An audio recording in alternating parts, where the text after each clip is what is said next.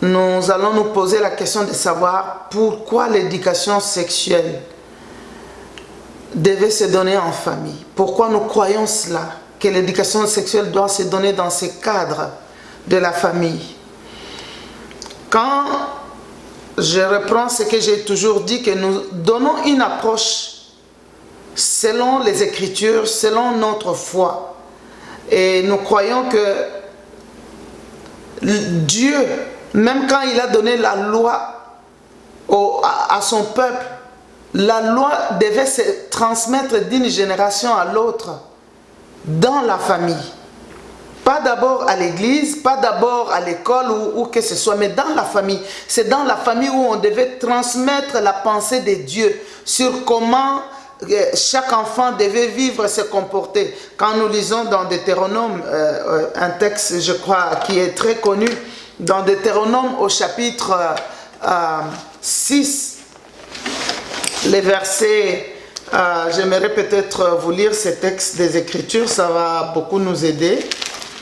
Le verset, à partir du verset 4, vous pouvez lire jusqu'au verset 9. Et là-bas, nous verrons que Dieu est en train de dire: tu aimeras l'Éternel ton Dieu de tout ton cœur, de toute ton âme et de toute ta force. Et ce commandement que je te donne aujourd'hui sera dans ton cœur. Et la Bible continue: tu les inculqueras à tes enfants et tu en parleras. Ça s'adresse aux parents. Tu donneras cette loi de Dieu, tu la transmettras à tes enfants, tu en parleras. Quand tu seras dans ta maison, quand tu iras en voyage, quand tu te coucheras et quand tu te relèveras. Ça veut dire dans cet environnement de la famille, de la vie de tous les jours, c'est là où devait se transmettre la loi de Dieu allant d'une génération à l'autre. Et c'est la même chose en tant que parent chrétien. Quand tu veux transmettre cette éducation à tes enfants, la famille est le lieu propice pour le faire. Pourquoi? Premièrement, parce que l'éducation sexuelle doit commencer dès la petite enfance. C'est là où nous disons que la famille, c'est le lieu propice. Parce que quand l'enfant est né, 3-4 ans, c'est vrai, aujourd'hui on dira on l'envoie à l'école maternelle ou quoi, mais nous ne devons pas jeter les choses aussi délicates, importantes de la vie d'un enfant, que ça soit donné par des tierces, abordé par des tierces. Les parents devaient être les premiers à aborder. Je disais que l'éducation, parce que l'éducation sexuelle devait commencer dès la petite enfance. Et nous voyons deuxièmement que très tôt, dans la vie de l'enfant, déjà à 3 ans, 4 ans, ça peut aller même jusqu'à 6 ans, nous trouvons que l'enfant développe une grande curiosité. Et l'enfant pose beaucoup de questions. Et je dis souvent que c'est un espace naturel que Dieu a donné pour que les parents introduisent une éducation sexuelle. L'enfant pose toutes sortes de questions. Et je crois que les parents devaient être ouverts à ce moment-là. C'est une occasion vraiment en or où les parents, d'une façon intentionnelle, devaient donner une certaine éducation sexuelle à l'enfant. Et je reprends toujours pour dire que ça sera toujours selon l'âge de l'enfant. Et à ce moment-là, quand l'enfant pose beaucoup de questions, il y a peut-être certaines choses que les parents ont besoin de connaître. Ils doivent donner des réponses à toutes les questions de l'enfant. Être prêt à répondre. Il y a des questions qui seront embarrassantes. On a vu des fois des enfants, quand vous les lavez, et ils sont encore petits, garçons, filles, vous dites c'est le temps pour la douche, tout le monde, les enfants courent à la douche, ils sont petits, vous vous dites bon je lave le premier et l'autre va entrer encore dans le baignoire, je le lave. Vous verrez un enfant qui réagit, oh maman, pourquoi lui n'est pas comme moi, regarde lui. Et l'enfant est en train de s'étonner de voir que l'autre, son appareil génital n'est pas comme le sien. Et nous avons vu ou entendu des parents de fois qui ont grondé un enfant qui fait une telle remarque. Mais en réalité, ce sont des remarques normales, c'est l'âge de la curiosité. Et l'enfant pose beaucoup de questions comme ça, les parents devaient être prêts. à expliquer à l'enfant, à lui dire non, il y a une différence entre toi et lui parce que toi tu es un garçon, lui une fille. Et à ce moment-là, la réponse franche du parent crée en fait parce que la question de l'enfant ouvre un flot de conversation entre le parent et l'enfant. Et quand les parents donnent la réponse qu'il faut à l'enfant, l'enfant trouve une ouverture pour poser encore d'autres questions, même plus tard. C'est vrai que les questions des enfants, des fois, ça peut être même ennuyant, mais les parents ne devaient pas montrer une attitude à l'enfant pour le mettre dans une position de ne plus jamais poser des questions. Parce que cela est possible, que les parents aient tellement mal réagi. Il y a même des parents, malheureusement, qui ont tapé leurs enfants pour une telle question.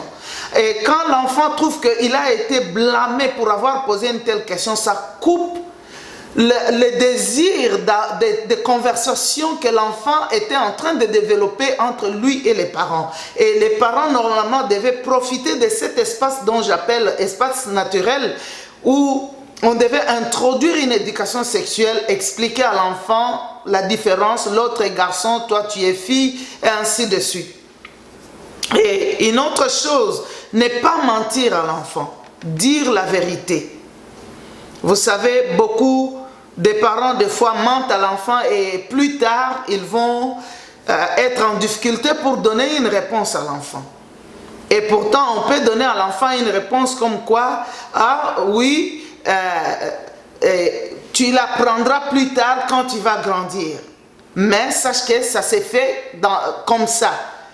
Sans donner trop de détails, je vais donner juste peut-être un exemple. Un enfant qui voit sa mère grosse qui dit, maman, c'est quoi? Tu dis le bébé est dedans, il va naître bientôt.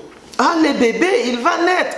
Il y a des enfants, leur curiosité va s'arrêter là-bas. Mais il y a un autre qui dit, mais comment le bébé va venir? Donc, c'est aux parents d'être assez calmes. Tu n'as pas besoin de lui montrer nécessairement l'appareil génital féminin pour dire voilà comment le bébé va venir. Peut-être à son âge, c'est encore très tôt. Tu lui dis non, il va venir. Quand il va venir, tu vas le voir et on en parlera. Ça passe, le moment venu, avec le temps, vous allez expliquer à l'enfant comment un enfant vient au monde. Et je crois que ce sont peut-être des choses que l'école aussi aborde, mais des fois, ils vont peut-être même jusque plus loin encore. Mais je me dis que ça vaut la peine qu'un parent sache qu'il y a cet espace naturel où l'enfant à cet âge de curiosité pose des questions et c'est une porte ouverte pour que le parent puisse introduire cette éducation sexuelle, puisse débuter cette conversation à parler de l'enfant, de son corps, comment il doit se laver, comment il doit se protéger, comment il doit prendre soin. Toutes ces choses-là vous préparent pour que plus tard, vous puissiez arriver même à aborder les sujets sur la sexualité, sur comment il doit vivre les relations avec les personnes de sexe opposé. Mais ça commence d'abord par montrer à l'enfant qu'on peut parler de lui, de son corps, de ses relations avec les tierces, ses relations avec les autres enfants et comment il doit protéger son corps et ainsi de suite. Nous parlerons de cela en détail quand nous allons aborder, nous aborderons les sujets sur les différentes leçons ou les différents sujets qu'il faut aborder quand on donne l'éducation sexuelle. C'est dont il faut parler. Une autre chose, nous parlons sur la famille comme l'endroit propice pour donner l'éducation sexuelle. Pourquoi en famille? Parce que les parents ont un lien de confiance avec l'enfant. Si nous pensons que l'enfant doit aller ailleurs, écoutez ça, je crois que les parents sont mieux placés. Parce qu'ils ont un lien de confiance avec l'enfant.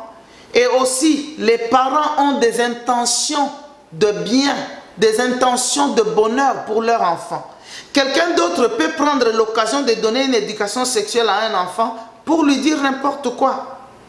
Mais je crois que le parent, on a vu même des femmes qui n'ont pas eu le courage de parler à leurs enfants sur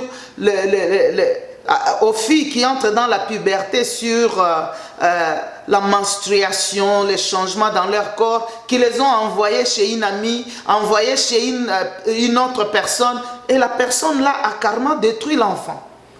Lui a enseigné à l'enfant des choses qui étaient contraires à ce que les parents ont cru comme des bonnes instructions à donner à l'enfant.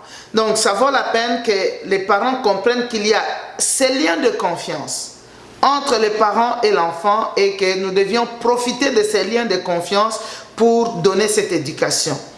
Et une quatrième chose, pourquoi la famille est le lieu propice?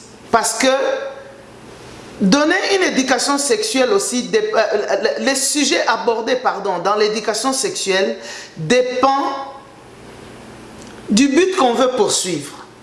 Et quand toi, en tant que parent, tu es un parent chrétien, le but que tu poursuis, c'est d'éduquer ton enfant dans la voie de Dieu, selon la parole de Dieu. De donner à cet enfant une éducation comme quoi tu dois marcher dans la crainte de Dieu, garder ton corps, te préserver et jusqu'au mariage. Mais le but que poursuit l'école n'est pas celui-là. Je vais donner un petit exemple. Les parents chrétiens vont éduquer leurs enfants à dire dans l'éducation sexuelle qu'ils lui donnent, ils vont lui dire l'importance de la virginité.